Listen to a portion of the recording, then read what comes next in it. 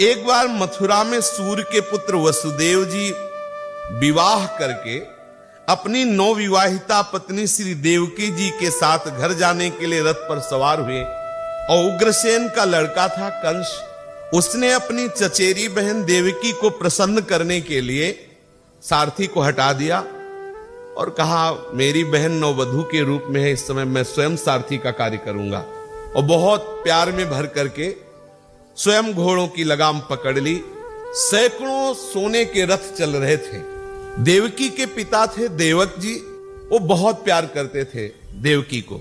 इससे ज्यादा और प्यारा त्रिभुवन में कौन हो सकता है जिसके गर्भ से मूर्तिमान प्रेम अवतार ले रहा हो। श्री कृष्ण प्रेम है मूर्तिमान। अत्यंत प्यार में भर करके श्री जब देवकी जी को विदा कर रहे थे, बहुत कुछ दिया। सोने के हारों से अलंकृत 400 हाथी, 15,000 घोड़े, सोने के 1800 रथ और वस्त्राभूषणों से सुसज्जित 200 दासियां जो सेवा में प्रवीण देवकी को प्रदान किया। विदाई का समय वर वधू के मंगल के लिए एक साथ शंख, तुरही, मृदंग, दुंदुभियां बज रही हैं और उस प्रधान रथ के लगाम पकड़े हुए कंस देवकी को प्रसन्न करने के लिए बहन को सुख मिलेगा, स्वयं रथ। उसी समय गंभीर आकाशवाणी हुई और आकाशवाणी में सुनाई दिया, ए मूर्ख कंस, जिसको तू रथ में बैठा कर लिए जा रहा है, इसकी 8वें गर्भ की संतान तेरा विनाश कर देगी, तुझे मार डालेगी। बहुत जोर से ये सबको आकाशवाणी सुनाई दी। जैसे भगवान के अवतार विषयक बात को केवल ब्रह्मा जी को समाधि में, ये सबको सुनाई दी। पाप की मूर्ति था कंस, वो तो पता नहीं कैसे भाव में आ गया कि ऐसे पाप की मूर्ति था कि अपने पिता को ही बंदी बना दिया और स्वयं राजा बन बैठा। दुष्टता की सीमा बहुत, मतलब कितना भी वो कुछ भी सोच सकता है। भोजवंश का कलंक। आकाशवाणी सुनते ही कूद पड़ा रथ से, म्यान से तलवार खींच ली और श्री देवकी जी के जो श्रृंगारित केस उनको ऐसे पकड़ लिया, घसीट के नीचे गिराया। यह है क्रूरता की सीमा। और मारने के लिए तैयार हुआ। क्रूर, निर्लज्ज, पापकर्मी, इसके हृदय में विचार कहां? ये भी हाथों की मेहंदी नहीं मिटी है। अत्यंत सुकुमारी देवकी जी, और उनको मारने के लिए जो ही उद्यत हुआ, वसुदेव जी बीच में कूद पड़े। वसुदेव जी महारथी हैं, ऐसा नहीं कि केवल वो भागवत भक्त ही है, महारथी, बल में भी महारथी है। तुरंत कंस के सामने कूदना किसी के सामर्थ्य नहीं। जरासंध ने कंस की बाहुओं के बल को देखकर ही अपनी पुत्रियों का ब्याह, 2 पुत्रियों का ब्याह किया। जरासंध ऐसा बलवान राजा। वसुदेव जी बीच में कूद पड़े और तुरंत शासन में लिया कंस को, तुरंत अपनी बाहुओं में पकड़ा और फिर प्यार की भाषा में बोले, वसुदेव जी राजकुमार, ये आप क्या कर रहे हैं? आप भोजवंश के होनहार हैं, वंशधर हैं, कुल की कीर्ति को बढ़ाने वाले हैं। बड़े बड़े सूरवीर आपके बल की सराहना करते हैं, आप ऐसे बलवान हैं। और ऐसे बलवान होकर के एक तो आपकी प्यारी बहन, दूसरे स्त्री, तीसरे विवाह के शुभ लक्षणों से युक्त ऐसी स्थिति में आपका ये रूप कि आप अपने ही हाथ से अपनी बहन का गला काट दे, बिल्कुल बिल्कुल निंदनीय है। आपको ऐसा नहीं करना चाहिए। देखो वीरवर, जो जन्म लेते हैं ठीक उनके साथ मृत्यु वैसे ही प्रकट होती है। जैसे शरीर प्रकट हुआ ना, वैसे ही मृत्यु प्रकट होती है। कभी कभी तो प्रकट भी नहीं होने देती, बीचे में ले जाती है। आज हो या 100 वर्ष के बाद मृत्यु निश्चित है। कंस से श्री वसुदेव, मृत्यु निश्चित है। देखो, जब शरीर का अंत हो जाता है तो जीव अपने कर्म के अनुसार दूसरे शरीर को ग्रहण करके अपने पहले शरीर को छोड़ देता है। जिस समय मृत्यु का समय होता है ना, यहां बात समझना कि अपने पहले शरीर को कब छोड़ता है? पहले दूसरा शरीर ग्रहण करता है। वसुदेव जी यहां कह रहे हैं कैसे? जैसे चलते समय मनुष्य जब अगला पैर जमा लेता है तब पिछला उठता है, जैसे जोंक अगले तिनके को पकड़ लेती तब पिछला छोड़ते हैं। समझना सूक्ष्मता। ऐसे ही शरीर छूटने का जब समय होता है तो मानस आकृति तैयार हो जाती है कि सुअर बनोगे, कुत्ता बनोगे कि गधा बनोगे, और उसी में तन्मयता हुई, उसमें तन्मयता होके ये शरीर छूटेगा। समझ रहे ना? अंतिम फोटो जो खींचती है वो आपका अगला जन्म होता है। मान लो जैसे पुरंजन का आता है, वो स्त्री में आ सकता तो उसका मानसिक शरीर स्त्री का हो गया, अगला जन्म स्त्री का बना। जैसे भरत जी, जड़ भरत जी के रूप में जो जन्मे, वो भरत जी भगवान ऋषभ देव के पुत्र। अंतिम समय जब था तो मृगाकार वृत्ति, मानस रूप मृग, समझ रहे ना, मृग में तन्मयता थी, निश्चित हो गया ना, अगला मृग का शरीर पाए, समझ पाए ना। शरीर छूटने के पहले शरीर का बीच में जो नरक आदि होते हैं ना, वो तो उसको भोगना ही है, पर वो निश्चित हो गया को क्या बने। ऐसा नहीं कि नरक भोगने के बाद, निश्चित तो पहले हो गया, अब हिसाब किताब होकर के वो वही बनेगा जाके। जीव अपने कर्म के अनुसार किसी शरीर को प्राप्त करने के बाद ही शरीर को छोड़ता है, पक्का है। शरीर छूटने के पहले निश्चय हो जाता है, श्री जी मिलेंगी, जीवन मुक्त होगे कि सुअर कुत्ता गधा बनोगे, वो निश्चित हो जाता है। पर उस समय बताए कौन कि क्या निश्चय हुआ है, वो तो हरि केवल जाले, दूसरा तो जानता नहीं। महाराज, जैसे कोई पुरुष जागृत अवस्था में राजा के ऐश्वर्य को देखकर और इंद्रादि के ऐश्वर्य को सुन करके अभिलाषा करने लगता है, उनका चिंतन करते करते घुल मिल जाता है उसी में, तो कभी कभी वो जागृत में भी कल्पना में अपने को राजा देखता है या स्वप्न में देखता है और अपने दरिद्रावस्था को भूल जाता है। ठीक ऐसे ही ये नया शरीर है, ये शरीर का चिंतन छूटा, सामने जिस शरीर का तन्मयता बनी उस शरीर में जाने के लिए तैयारी, इस शरीर का चिंतन छूटा, पूर्ण आसक्ति उसमें हो गई। उदाहरण में बता रहे कि जैसे जागृत अवस्था में तुम दरिद्र हो, लेकिन स्वप्नावस्था में तुमने अपने को राजा देखा तो तुमको ये भान नहीं होगा कि मैं दरिद्र हूं। उस समय तुम राजे जैसे अनुभव में आओगे, और जब जगोगे तब तुम्हें समझ में आएगा कि वो तो सब स्वप्न था। ऐसे ये जन्म मृत्यु सब स्वप्न है, इसका कोई अस्तित्व तो नहीं है। बिल्कुल पक्का समझ लो, ये जन्म मृत्यु अविद्या है, अज्ञान है, भ्रम है, एक जागरण एक स्वप्न है। जागे तो जीवन और स्वप्न तो मतलब सो गए, सुसुप्ति तो मरण, ये सब नाटक चल रहा माया का। कभी कभी तो जागृत अवस्था में मन ही मन उन बातों का चिंतन करते करते तन्मय हो जाता है और स्थूल शरीर की शुद्धि नहीं रहती। वैसे ही महाराज जीव कर्मकृत कामना और कामनाकृत कर्म के बसीभूत होकर के वो बस जन्म मरण के चक्कर में पड़ता रहता है। जो पूर्व संस्कार उसके अनुसार कर्म बना, कर्म से कामना, कामना से कर्म, कर्म से कामना, कामना से कर्म, यही चल रहा है। और सत्संग क्या करता है, कर्म और काम, काम कामना वासना इनको मिटा करके और भजन में भरपूर करके प्रभु की प्राप्ति करा देता है। इसलिए सत्संगत संस्कृति कर अंता। इसलिए अब मैं इस मृत्यु रूप कंस को टालूं, कैसे टालूं? कहा देखो देखो सुनो सुनो, तुम्हें देवकी से कोई भय है? कंस ने कहा नहीं, इसका 8वां पुत्र मार, वचन देता हूं, जो भी पुत्र होगा वचन देता हूं तुम्हारे सामने लाऊंगा, तुम्हारे समीप अर्पित कर दूंगा। कंस ने वसुदेव जी के वचन पर संशय नहीं किया। इतना क्रूर कर्मी राक्षसी स्वभाव का, लेकिन वसुदेव जी की ऐसी प्रसिद्धि थी कि प्राण जा सकते हैं लेकिन इनके अक्षर नहीं झूठे हो सकते। जो बोला वो तुरंत वसुदेव जी के चरणों में प्रणाम किया, सम्मान किया। इसमें शब्द है, वसुदेव जी के वचन सुनते उसने बिल्कुल पक्का समझा कि हमारी दुश्मनी देवकी से थोड़ी है, और वसुदेव जी झूठ बोलते नहीं, तो जो लड़का पैदा होगा उसको मार देंगे। वसुदेव जी कोई कपट छल करने वाले पुरुष है नहीं, तो सम्मान किया, प्रणाम किया। वसुदेव जी अंदर ही अंदर तो बहुत गुस्सा हो रहे थे, क्योंकि अब सामने उस दृश्य उपस्थित था और अंदर अंदर जलन किया। बताओ, ब्याह हुआ है और ब्याह के पहले ही जो बच्चे होंगे मारने का ठेका दे दिया ऐसे क्रूर कर्मा को। फिर भी वसुदेव जी ऊपर से प्रशंसा कर रहे थे कि हमारी ऐसी आशा है कि आप जैसे दीन बंधु दयालु ऐसा ही करेंगे। यद्यपि हृदय जल रहा था कि इस नीच दुष्ट पापी की हमें प्रशंसा करनी पड़ रही। इसके कंस बड़ा क्रूर निर्लज्ज था, तो वसुदेव जी को ऐसी प्रशंसा करने में पीड़ा भी हो रही थी, पर ऊपर से प्रसन्न मुख होकर के और उसको सामने उसकी प्रशंसा करने लगे।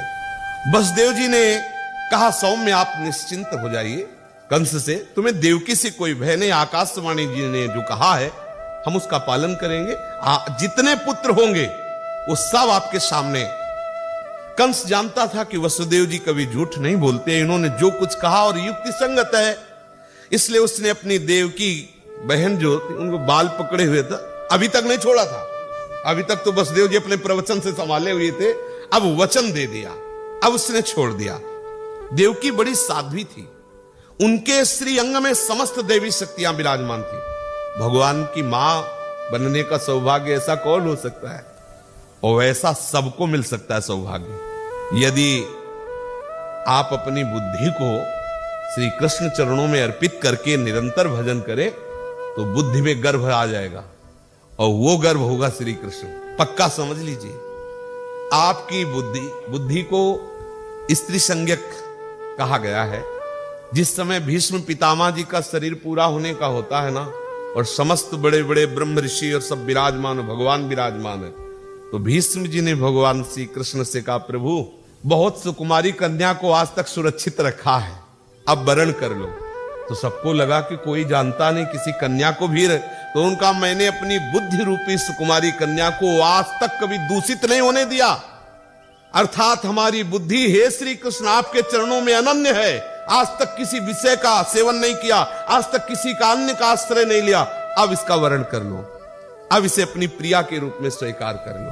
तो जो बुद्धि सदैव श्री कृष्ण का चिंतन करती है तो श्री कृष्ण बुद्धि में ही प्रकाशित हो जाते हैं। अब बुद्धि बुद्धि नहीं रही, श्री कृष्ण बुद्धि हो जाते हैं। सबके हृदय में ये काम क्रोधादि का पहरा है, सबके हृदय में नहीं पहरा, और सबका हृदय दुखी है। जैसे जेल में दुख नहीं होता, अगर इस जंजीर बेड़ियों से मुक्त होना चाहते हो तो श्री कृष्ण का आवाहन करो और वो हृदय में प्रकाशित हो जाए तो मुक्त हो सकते हो। और उनके प्रकाशित होने का अवसर आते ही सब बेड़ियां दरवाजे सब अपने आप नहीं हो जाते, किसी का कोई भय नहीं रह जाता। श्री कृष्ण आनंद स्वरूप है, नंद के आनंद भय जय कन। तो श्री कृष्ण आनंद की ऐसी महामहिमामयी बुद्धि में शक्ति जागृत होती कि बुद्धि त्रिगुणात्मिका माया से ऊपर उठकर प्रभु की नित्य लीला में प्रवेश पा जाती है। अब देवकी जी के प्रथम गर्भ रहा, उस पुत्र को वसुदेव जी अपने वचन के अनुसार, मेरे वचन कहीं झूठे न हो जाए, यद्यपि प्रथम पुत्र और बहुत ही सुंदर, अब वसुदेव देवकी जी के द्वारा और भगवान के बड़े भैया के रूप में ही तो हैं, पहले प्रकट हो रहे हैं। सत्यसंध पुरुष बड़े से बड़ा कष्ट सह सकता है पर वो कभी झूठ नहीं बोल सकता। ज्ञानी पुरुष किसी बात की अपेक्षा नहीं रखते, बड़े से बड़ा लाभ हो जाए या बड़े से बड़े हानि हो जाए, न शोक होगा न हर्ष, क्योंकि उनको पता है स्वाप्निक है। नीच पुरुष बुरे से बुरा काम कर सकता है, और जिन्होंने भगवान के चरणों का आश्रय ले रखा है वो सब कुछ त्याग सकते हैं, सब कुछ त्याग सकते हैं। वसुदेव जी ने अपनी गोद में लिया पुत्र को, प्रथम कीर्तिमान नाम था, शायद कीर्तिमान नाम था, गोद में लिया और कंस के सामने गए, क्योंकि उनके लिए मृत्यु और जीवन समान है, सत्य निष्ठा से युक्त है, उनके लिए इसका कोई महत्व नहीं है जीवन मृत्यु का। धर्म पूर्वक हमारा एक सेकंड भी हमारे लिए हजारों कल्पों से बढ़कर के है, और अधर्म पूर्वक सैकड़ों वर्ष जिए किस बात को, भार है जीवन। कंस ने देखा कि अपनी सत्य निष्ठा पे बिल्कुल डटे हुए वसुदेव जी सामने लाए, तो कंस ने कहा कि ये तो बहुत सुकुमार, ये क्या मुझे मार सकेगा। और आपने भी आकाशवाणी सुनी थी, आकाशवाणी ने तो 8वें पुत्र की बात कही थी, आप इसे ले जाइए, दया आ गई, आप इसे ले जाइए और 8वें को हम मारेंगे, क्योंकि आकाशवाणी 8वें के लिए हुई थी। वसुदेव जी ने कहा ठीक है, लेकिन प्रसन्नता ले हुई। दुष्ट आदमी कभी भी बदल सकता है, कभी भी, अभी तो विश्वास दिला रहा है और अभी बदल सकता है। कंस बड़ा दुष्ट है और इसकी बुद्धि, इसका मन इसके हाथ में है नहीं, कभी भी बदल सकता है। वसुदेव जी को पता था, इसलिए कोई उत्साह नहीं हुआ बचने का, ले आए। इधर भगवान नारद जी ने सोचा ये ऐसा दयालु हो जाएगा तो भगवान के अवतार में तो बहुत देरी हो जाएगी, इतनी दया करने लगेगा तो बात बिगड़ जाएगी, हमें तो पूरा का पूरा ऐसा इससे रोल चाहिए कि ठाकुर जी विवश होके जल्दी आ जाए। श्री हरि के स्मरण में मगन नारद जी तुरंत पहुंचे कंस के पास। कंस ने, और नारद जी का ऐसा स्वरूप है कि कहीं भी जाए महाराज का सम्मान ही होता है। वो हिरण्यकश्यप के यहां भी जाते हैं, वो सबके कहीं भी जाए, इनसे कोई बैर नहीं, और जिसके पास जाते हैं ऐसी चतुराई से बात करते हैं कि उसको लगता है हमारे हितैषी हैं।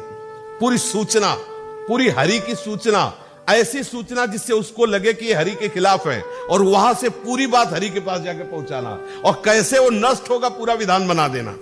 नारद जी ने कंस के पास जाकर के आशीर्वाद आदि दिया। कंस ने फौरन आसन लगाया, प्रणाम किया, अर्घपाद्य आदि समर्पित किया। नारद जी ने कहा कैसे हो? कंस ने कहा बहुत कृपा है। बोले हमें तो सब अकृपा नजर आ रही तुम्हारे ऊपर, तुम जो कर रहे हो ना तुम्हारे विनाश के लिए ही है। और उसके होश खराब हो गए। ब्रज में जितने हैं ना, ये सब नंदादि, गोप, वसुदेव, देवकी, ये सब दैवी शक्तियां हैं। ये सब भगवान के निज पार्षद हैं, हरि का अवतार होने। कोई तुम साधारण बात समझ रहे हो? तुम्हारे मारने के लिए कोई साधारण आएगा? हरि आ रहे हैं। नंद वसुदेव देव और जितने भी ये सब हैं, ये सब देवता लोग हैं, बड़े बड़े प्रतापी देवता हैं। जितनी भी स्त्रियां, सब दैवी शक्तियां हैं। ये तुम्हारी सेवा में भी जो घुसे हुए हैं ना, ये देवता ही है और दूसरे कोई नहीं है। अब अक्रूर आदि सब, तो ये सब देवता ही तो थे। होश में हो जाओ। ये तुम दया जो कर रहे हो ना, तुम्हारे लिए बहुत घातक होगी। तुम्हारे वध की पूरी तैयारी हो चुकी, तुम्हारा नाश निश्चित है। ऐसी दया करोगे तो बहुत जल्दी है। देवर्षि नारद जी इतना कहे, मुस्कुरा दिए। कंस की समझ में आ गई बात कि हमारे हित की बात कह रहे। तुरंत आदेश किया कि वसुदेव जी से कहो जो अभी ले गए थे लेके आ जाए। अब जो बालक पैदा होता गया वो उन्हीं के सामने मारता गया, वसुदेव जी। लेकिन देखो, सत्यसंध पुरुष सामने देख रहे हैं ऐसा, लेकिन सत्य से नहीं हिल रहे हैं। अब उसने देवकी वसुदेव को कारागार में डाल दिया, हथकड़ी बेड़ी से जकड़ दिया। जो पुत्र होते गए उनको मारता गया। और हर बार उसको यही शंका, नारद जी ने ऐसी प्रक्रिया बता दी थी कि पहला 8वां हो सकता है, हर को 8वां साबित कर दिया था। तो उसको यही लगता कि पता नहीं किसमें हमारा काल हो, इसलिए सबको मारता गया जो बालक थे। पृथ्वी में बात प्रायः देखी जाती है कि जो अपने ही प्राणों का पोषण करने वाले लोग होते हैं, वो माता पिता भाई बंधु हितैषी मित्र सबकी हत्या करने में वो सकुशलता पूर्वक हर्ष पूर्वक करते। कहीं उनको शोक नहीं होता, किसी की भी हत्या कर सकते हो। अब कंस के चिंतन में आने लगा कि मेरा काल हरि है और अब निश्चित है कि वो मुझे मारने के लिए आ रहा, तो मुझे कठोर व्यवहार करना चाहिए। अब यहां देखो, हरि के अवतार होने पर अभी तक तो हो सकता है थोड़ा कम वजन वाली बेड़ियां हो, लेकिन अब ज्यादा और लोहे की कड़ी कड़ी बेड़ियां लगा और बहुत सतर्क पहरेदार, बहुत कष्टप्रद जीवन देवकी वसुदेव जी का कर दिया। समस्त देवता लोग भगवान की स्तुति किए, भगवान शंकर ब्रह्मा जी आदि, कि प्रभु बहुत सताए जा रहे हैं। प्रभु ने योग माया को आदेश किया कि जो 7वां गर्भ, तो आप उसे रोहिणी के गर्भ में डाल। और हम तो कर्षण करने के कारण संकर्षण भगवान।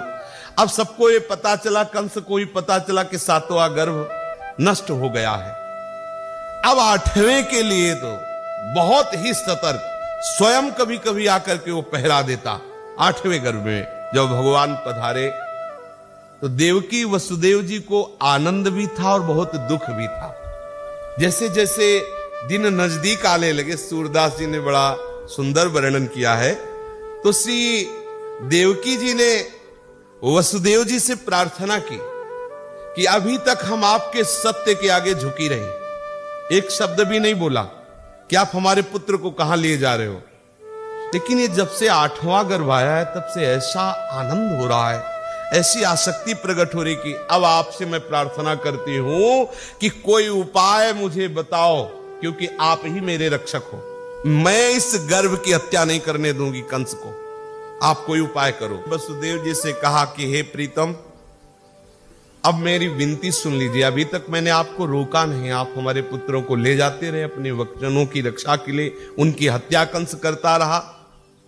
मन वचन कर्म से कुछ भी आप कर लो, लेकिन कंस आपका नहीं हो सकता, ये मैं आपको बता रही हूं। छल करो, कुछ भी करो, अब इस बच्चे को बचा लो, हमारे पास मत रखो, कहीं भी पहुंचा देना, कम से कम कानों से सुनूंगी तो कि हमारा लाला सुरक्षित है, बस इसी से हम जीवित रहेंगे।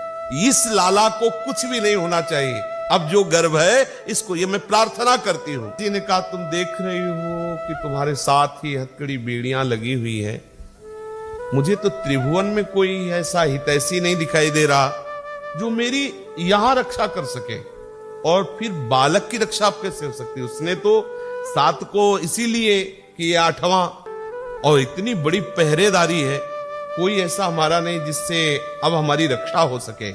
असुर कंस अपवंश विनाशन, सिर ऊपर बैठे रखवारे, सुनि देव की कोहि तू हमारे। ये कंस ऐसा है कि अपने पिता को ही जेल में डाल दिया, अपने वंश का विनाश करने वाला है। ये हमारे वंश की कैसे रक्षा कर सकता है? हम रोए, उसके पैर पकड़े, कुछ भी करे, कोई अब हमारा सहयोगी नहीं, कोई हमारी रक्षा नहीं कर सकता। ऐसो को समरथ त्रिभुवन में, जो यह बालक ने कुबारे। खड्ग धरे आवे तुव देखत, अपने कर छिन माह पछारे। हमें तो त्रिभुवन में कोई ऐसा नहीं दिखाई दे रहा कि इस महाबलवान कंस से हमारे इस बालक की रक्षा कर ले। ये भी बालक होगा, वो एक बार रोएगा तो ही वो भागता हुआ चला आएगा और नंगी तलवार लेकर के अपने हाथ से हमारे बालक को मार देगा। ये सुनता ही अकुलाई गिरीधर, नैन नीर भरी भरी दो ढारे।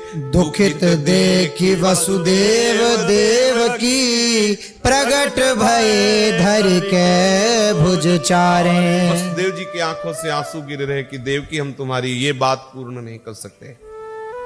कोई त्रिभुवन में नहीं जिसको हम पुकारे कि वो हमारी रक्षा कर सके। इस समय तो कितनी व्यवस्था में हम, आसपास कितने पहरेदार, कैसे बड़े बड़े परकोटे, कैसे कैसे कैसे बालक की रक्षा हो सकती है? देवकी जी फपक फपक के रोने लगी। देवकी वसुदेव जिस समय रो ही रहे थे, उसी समय एक अद्भुत प्रकाश हुआ कंस के कारागार में, और देवकी वसुदेव जी ने देखा कि चतुर्भुज रूप धारण किए हुए वहां प्रभु वैभव से प्रकट हुए। इसलिए अपना ऐश्वर्य वैभव प्रकट किया कि तुम देख लो, ये दो भुजा वाला कंस क्या बिगाड़ लेगा। प्रभु अपने स्वरूप से प्रकट हुए। दुखित देख वसुदेव देवकी, प्रगट भये धरि के भुज चारे। चतुर्भुज रूप में भगवान श्री हरि प्रकट हुए। बोली उठे प्रतिज्ञा करी, प्रभु मोते उबरे, तब मोहि मारे। अति दुख में सुख दे पितु मात ही, सूरज प्रभु नंद भवन सिधारे।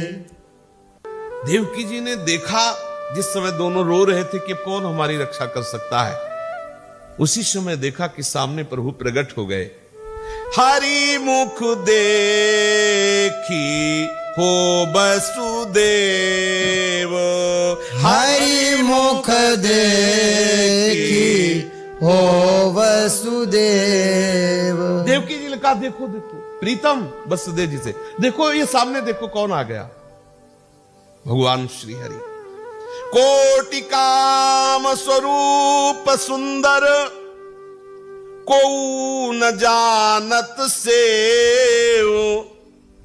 हरि मुख देखी हो वसुदेव। चारि भुज जिहि चारि आयुध, निरख के न पति आऊ। अजहु मन परतीति नाही, नंद घर ले जाऊ। देखो वसुदेव जी, देखो सामने प्रभु प्रकट हो गए। चार भुजाएं, कमल नयन, कैसी सुंदर शोभा।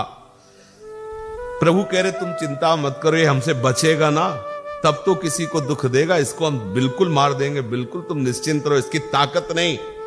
प्रभु ने कहा कि बोले उठे प्रतिज्ञा करी, प्रभु मोते उबरे, तब वो ही मारे। अरे तुम चिंता मत करो, इसलिए प्रभु वैभव रूप प्रकट हुए। देवकी जी प्रभु का वैभव देख चुकी, फिर भी वात्सल्य ना हृदय में। वसुदेव जी से कहा कि मुझे विश्वास नहीं हो रहा, यद्यपि मैं इनकी महिमा देख रही हूं, इनको छुपा दो कहीं ऐसी जगह जाके, कंस ना जान पावे। तो वसुदेव जी ने प्रभु से ही कहा कहां छुपा दे तुझे, बताओ कहां छुपा दे। प्रभु ने कहा नंद भवन ले जाओ, मुझे नंद बाबा के यहां छोड़ आओ। अब वो उस मां से पूछो जिसका इतना सुंदर पुत्र हो और उसे छोड़, तुरंत अभी प्रकट हुए। और अभी आप यहां थोड़ी देर विचार पूर्वक उपासना के विषय में देखिए।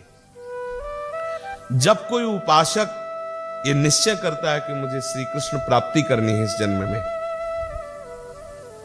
तो उसको घेर दिया जाता है। ध्यान रखना, हो सकता है आपका शरीर बड़े असाध्य रोग से ग्रसित हो जाए, हो सकता है आपके जितने सब अनुकूलता देने वाले सब प्रतिकूल हो जाए, आपका मन आपके प्रतिकूल हो जाए, आपकी बुद्धि आपके प्रतिकूल, काम क्रोध लोभ मोह मद मत्सर ये सब आपको घेर सकते हैं। ये सब कंस के परिकर है, हथकड़ी बेड़ी जकड़े हुए। आप देखो, कहते हैं एक बार कृष्ण नाम लो तो कृष्ण नाम आकर्षित करके माया मुक्त कर देता है। कृष्ण के बाप हैं, वो जेल में है। हम ये इसलिए समझा रहे हैं कि थोड़ा सा लीला पर विचार कीजिए। इनके जैसा सुकृतवान, इनके जैसा तपस्वी, इनके जैसा भजनानंदी कोई होगा? वसुदेव देव की जैसा अखिल लोकों के पिता। प्रभु गीता में कहते हैं मैं सबका पिता हूं, सबका बाप हूं, क्योंकि आप ही आप हैं, तो आपका हो चाहे बाप का हो बराबर है। लेकिन ये पुत्र बनते हैं, आके पिता का सौभाग्य देते हैं। आप समझो, ऐसे महान भक्त श्री देवकी वसुदेव जी हैं, लेकिन ये सौभाग्य जिनको प्राप्त हुआ उनकी जरा जीवनी पर देख लीजिए। अभी ब्याह से लेकर के यहां तक देख लीजिए, सरकार के प्रकट होने तक पहले इतने देख लीजिए। कंस का भयंकर कारागार और उसके बड़े क्रूर कर्मा जो दैत्य स्वभाव वाले, वो सब पहरेदार, हथकड़ी बेड़ी जकड़ी हुई, और वो हर पुत्र को मार देता है कंस। और ऐसे भयावह स्थिति में ऐसे महाभागवत के गर्भ से भगवान प्रकट हो रहे हैं। आप विचलित हो जाएंगे तो कैसे आप श्री कृष्ण प्रेम प्राप्त करेंगे? सोचो, आप थोड़ा सोचिए। अरे भाई, तुम जान नहीं पा रहे हो, तुम अपनी वो बिगाड़ वाली बात कर रहे हो जो कहीं पूर्ति होने वाली नहीं है। तुम्हारा मन तुम्हारा साथ नहीं दे रहा, तुम्हारी बुद्धि तुमको साथ नहीं दे रही, लेकिन तुम्हारे गुरु, तुम्हारे इष्ट तुम्हें साथ दे रहे, कोई नहीं बिगाड़ सकता। और यदि आप इष्ट गुरु से चले गए तो हरि गुरु चरण सेवानुसर हो। अगर हरि गुरु से मिले हो तो कोई तुम्हारा बिगाड़ नहीं सकता। यद्यपि भगवत प्राप्ति पर जो ही आपने निश्चय किया कदम रखे, तो कोई ऐसा आज तक उदाहरण नहीं है कि हंसते खेलते खाते भगवत प्राप्ति हो गई है। किसी भी महाभागवत का चरित्र आप पढ़ के देख लीजिए, किसी भी महाभागवत का चरित्र अगर नहीं लिखा गया है ये बात, तो उसके जीवन में रही है। अंतर और बाहर से भयंकर प्रतिकूलता उसको घेर लेती, कोई भी हो, आप पढ़ के देख लीजिए, चरित्र पढ़ के देख, और आपको ऐसा नहीं घेर सकती, ये वादा है। क्योंकि हम कलयुगी जीव हैं, हमारी इतनी सामर्थ्य नहीं है। तो हमारे प्रीतम सर्वज्ञ हैं, हमको जुखाम से काम बना देंगे। इधर उधर थोड़ा छींक जुखाम हो गिला, बोले हाँ बहुत भारी प्रतिकूलता है इसे। पर इतना समझ लो कि जितना जितना आपके अंदर पावर आता जाएगा, उतना उतना आपके जीवन में प्रतिकूलता आती जाएगी। मेरे प्रभु का अवतार प्रतिकूलता में ही होता है, आप देख लीजिए। रामावतार में देख लीजिए, प्रभु सच्चिदानंद में भगवान के लिए कितना तड़प रहे दशरथ जी। फिर गुरु वशिष्ठ जी के आदेश से श्रृंगी ऋषि के द्वारा यज्ञ होती है, पुत्रष्टि यज्ञ, तब सरकार पधारते हैं। और तब से लेकर के और अंतिम समय तक दशरथ जी के जीवन को देख लीजिए, हर समय वो रामासक्ति में विकल है, और वही राम उनके सामने 14 वर्ष के लिए वनवास जा रहे हैं। अंतिम समय अपने प्रीतम के वियोग में प्राण त्याग रहे हैं दशरथ जी, प्रीतम भगवान श्री राम के वियोग में। हा राम हा राम हा राम कहते हुए कितना, मतलब दशरथ जी के प्रेम को बंदोवध भुआल, सत्य प्रेम जही राम सो, बिछुरत दीन दयाल, तन सम तन ऊपरी हरियो, ऐसा गोस्वामी जी वर्णन करते हैं। कहीं भी आप किसी भी लीला में देख लीजिए, मेरे प्रभु अपने प्रेमी को ऐसे कस के रखते हैं, कहीं से भी ढीला नहीं रखते हैं। वह हृदय भर ढीला रहता है, हृदय भर द्रवित रहता, बाहर से कस देते हैं। आप कसने में क्यों परेशान होते हैं? जब हमारे ठाकुर जी बाहर से रिंच लगा के आपको कसते हैं, तो आपके अंदर उतने ही द्रवण पदार्थ डालेंगे प्रेम, पर बाहर से ये प्रेम का पारा उन्हीं के कसे रुकेगा, अन्यथा नहीं रुकेगा। अपने लोगों को इन लीलाओं का चिंतन करके धैर्यवान बनना चाहिए कि इनके जैसा महाभागवत कौन होगा जिनको माता पिता का सौभाग्य मिल रहा है, और कितना कष्ट है ऐसे लाडले इतने इंतजार के बाद आ रहे हो, तुरंत जा रहे। जरा देवकी जी की हृदय की तरफ देखिए, क्या मच रहा होगा हृदय में। ऐसे सौंदर्य माधुर्य निधि प्रभु पर अभी प्रकट हुए, थोड़ा चैन से हृदय से भी नहीं लगा सकते, क्योंकि ऐसे बंधे हुए हैं। और कह रहे हमें नंद भवन में छोड़ आओ चल करके। कैसे कैसे जिए आप जरा देखिए। कितना धैर्य चाहिए उपासक को, कितना धैर्य चाहिए प्रभु के इस मार्ग में। श्री देवकी जी ने कहा, अब भी मुझे विश्वास नहीं हो रहा कि आपको कंस दुख नहीं देगा, क्योंकि वात्सल्य विश्वास नहीं होने देता। जैसे पुत्र है, बहुत सयाना चतुर पढ़ा लिखा है, लेकिन मां आएगी पेट में हाथ रख, पाया कि नहीं पाया? बोले नहीं, हम जानते हैं कि तुम ऐसे ही हो, लल्लू हो, तुम अपने समय से प्रसाद ले पाओ, भले वो कलेक्टर हो, लेकिन उसकी दृष्टि में भोला भाला बच्चा ही रहे, चल हमारे साथ पा चल करके। ये वात्सल्य सर्वेश्वर भगवान अपना ऐश्वर्य दिखा रहे हैं, लेकिन वो वात्सल्य के आगे काम नहीं कर रहा। फिर भी वसुदेव जी और देवकी जी वात्सल्य में डूबे हुए कि प्रभु फिर भी मुझे भय लग रहा है, तो मुझे नंद भवन में छोड़ आओ, ऐसा प्रभु ने आदेश किया। इधर जेल में आनंद प्रकट हो रहा, तो समस्त लोकों में अब आनंद की लहर छा गई। देवता, गंधर्व, विद्याधर, किन्नर सब नृत्य करने लगे, दुंदुभियां बजने लगी, गाने लगे, अप्सराएं नृत्य करते हुए पुष्प वर्षा कर रही हैं। सब जय हो जय हो जय हो, क्योंकि आनंद सिंधु प्रभु कंस के कारागार में प्रकट हुए। प्रभु ने आदेश किया कि मुझे नंद भवन में ले जाओ। अष्टमी तिथि, कृष्ण पक्ष, दिन बुधवार, रोहिणी नक्षत्र, ठीक रात्रि के 12 बजे सरकार का प्रादुर्भाव हुआ। अब प्रभु को जे भी स्पर्श करने की चेष्टा की, तो समस्त बंधन अपने आप गायब हो गए। मायाधीश है प्रभु, समझ रहे हो ना? बंधन तभी तक है जब तक श्री कृष्ण का स्पर्श नहीं हो रहा। श्री कृष्ण के स्पर्श होते ही कोई बंधन टिक नहीं सकता, सब छिन्न भिन्न हो जाएंगे। हमारी कोशिश यही हो, हम अपने मन बुद्धि चित्त अहम को श्री कृष्ण चरणों का स्पर्श करा दें।